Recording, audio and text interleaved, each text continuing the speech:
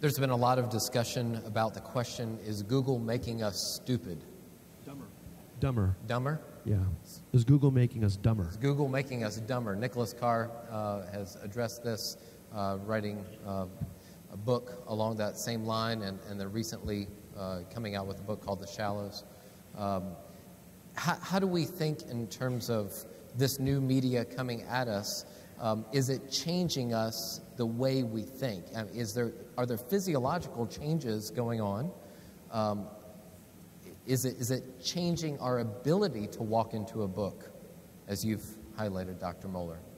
Well, I think there's no doubt it is changing the experience of how human beings relate to text.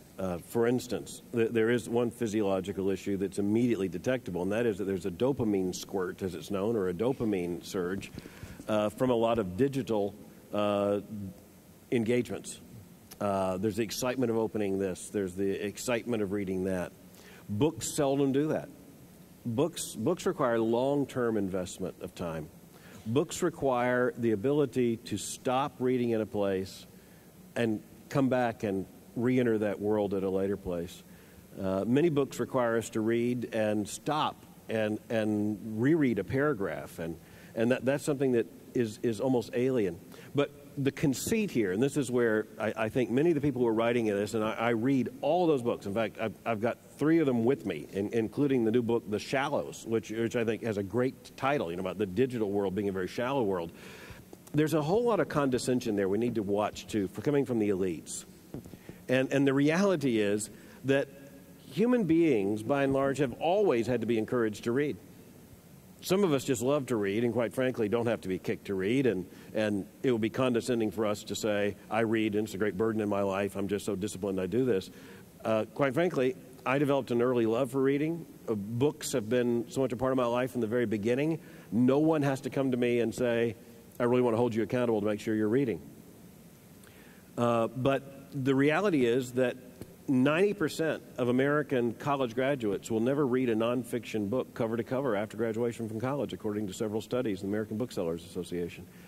You have the president of Amazon, CEO of Amazon.com, Jeff Bezos, just saying recently, we're going to be selling the Kindle to serious readers. We understand that's no more than 10% of American households. Now, I don't think that would have been much different when you start the Book of the Month Club back in the early 20th century. So, in other words, it's a part of our challenge always to encourage people to read, and as parents, to train and encourage and develop a love for reading in our children. So, is the internet making us dumber or stupid or more distracted? It certainly can. But that's why we have to understand that it can't be life. Our life should include books. But far more than that, our life must include face-to-face conversations. Our life must include prayer. Our life must include the ability to listen to a sermon. Do you realize that that is one of the most missing elements in all of this? We have trained a generation to be so dependent upon auditory and visual stimulation and upon fast scene changes and all the rest. As Neil Postman wrote 20 years ago this year, we've developed so many distractions, people cannot listen to any conversation more than 3 to 6 minutes long without expecting a commercial break.